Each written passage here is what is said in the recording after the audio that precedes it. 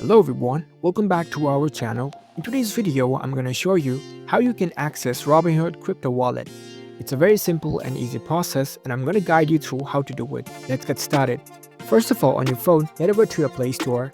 If you are using iPhone, head over to your App Store, tap on the search bar and search for Robinhood wallet.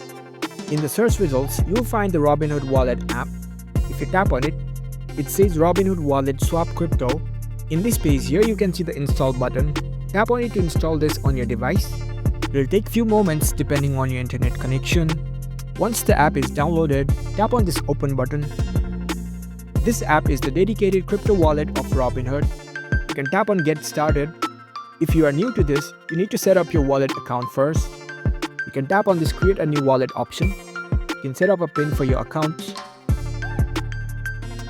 If you want to back up your wallet, you can choose the options over here. Otherwise, you can skip. Now your wallet account setup is completed. Tap on Let's Go. And there you go. That's how you can easily access Robinhood crypto wallet. If you found this video helpful, don't forget to give this video a thumbs up and subscribe to our channel for more tech tips. Thank you for watching.